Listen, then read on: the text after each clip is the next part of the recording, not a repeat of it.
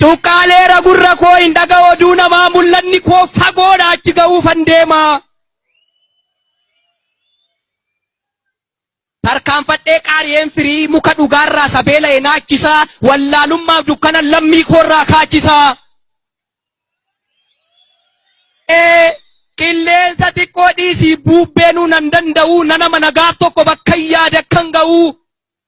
Yaalee dadhabuu abdiin kutu jirurraa bulchanii bubbulchanii lafee uumu tirurraa harkifadhee mandeemaa uumnotu na takaaluu bakkan ka'ee nan beeka bakkan deemu wallaaluu. Jedhee baasee dubbadheen isan duraan mufadhee booda nagaatti dhaameen bilbila koo cufadhe. Dubbatan malee hin ta'u kaa dubbiin keenya barana deebiin koo immoo akkamii nan balleessee jarana.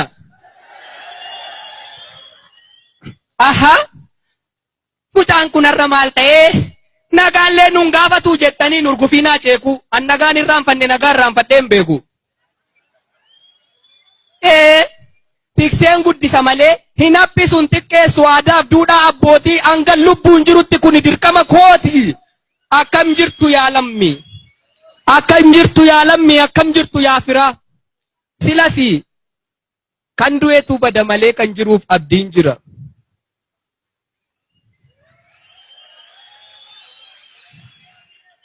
Walgeettii warra lafee wal argaa obbolaaf qomoo arri guyyaa wallooti walloo mallattoo Oromoo.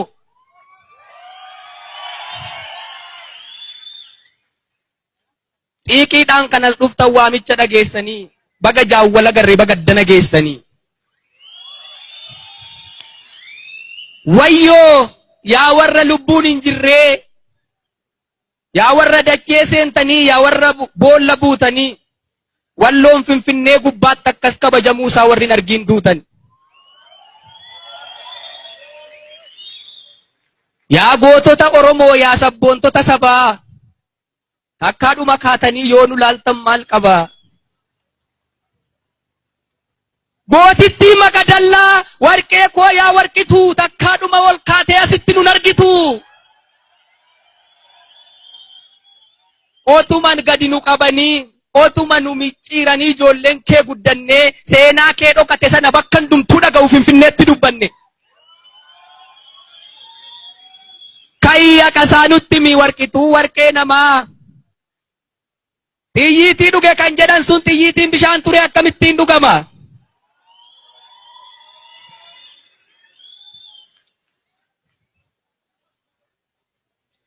Walloo koo biyya seenaa walloo koo biyya gootaa. Si lolan malee loltu gaafa lolte moommoota. Otuma sitti dhaadatanii otuma sitti marsanii sodaaf rifaatuu gattee alagaa gidduu teessee eenyummaa kee eeggatte. Walloo biyya kabajaa walloo biyya jaalalaa biyya safuu eeggattu biyya shamarran magaalaa fuudhe gaamaalan godha way lammaffaan dabalaa.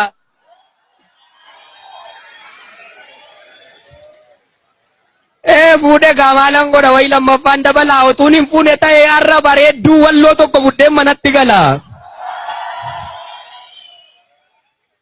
Walloo koo biyya xiiqii biyya Oromummaan faayaa biyya gootattii jabduu biyya akkoo manooyyee biyya baadittii maayaa.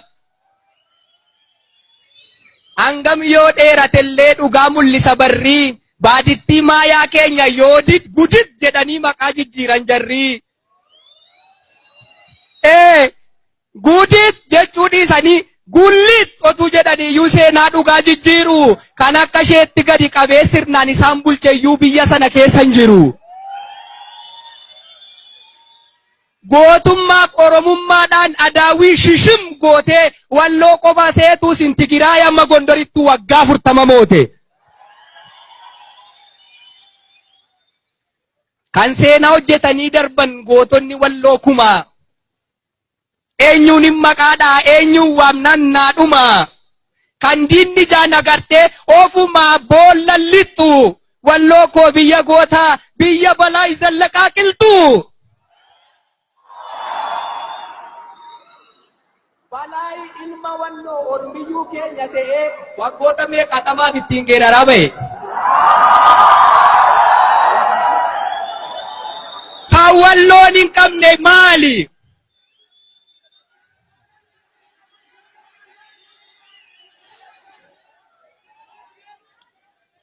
Kan seenaa hojjetanii darban gootonni walloo kuma.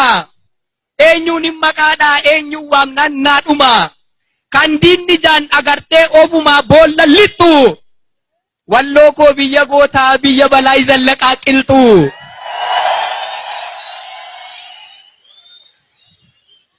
Balaayi ilma walloo Oromiyyuu keenya ta'ee waggoota meeqaatamaaf ittiin geeraraa ba'e. Wanti walloon hin qabne jiraa yoo jiraate maali ree? Biyya Muhammed Ali biyya tolaa qaanqiree.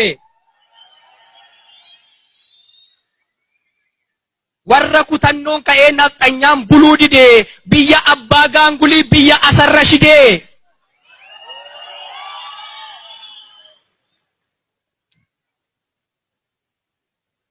Wanti walloon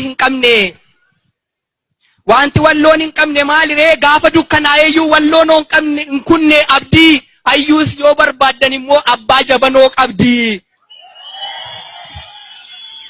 Kan dubbatamee dhumne seenaa walloo barkaarra biyyaa fi qe'ee gooticha Waadaayi Baabboo jaarra.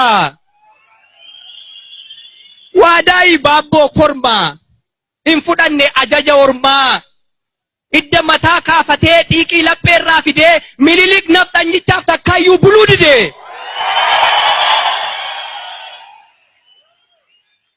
Fuulduraan oomaa dadhabnaan duubaan itti malanii goota keenya Waadaayiin Inxooxootti qalanii. Walloo koo biyya kabajaa, walloo koo biyya nagaa, durii kaasanii hangarraatti qe'ee biyya kee irratti maaf sitti guuru dhagaa. Walloon bari kan lafa hin qabneef kutee kaaniif galaa guduunfee. Kan qotee dhabeef iree midhaan gumbiitti dhufee. Kan cidha qabuuf dhayii dha'ee gammachuudhaan wal marsee. Leenjisa waliif kennee ameessa waliif dabarsee. Kan eelee qoteef kabala. Kan ceefii bobbaaseef balala. Kan lubbuu dhabeef gumaa, kan lubbuu argateef gumaata, kan dhibameef qoricha, kan rakkateef furmaata. Gasoo jaalalaan qotee rakkoo walii buqqisee, kan firan qabneef luka ta'ee kan haadha dhabe guddisee, waraana wajjin lolee waantaa waliin gombisee. Gaafa cooma muratu ollaasaaf cooma muree, saba ammina hin beekne saba arjoomaa ture.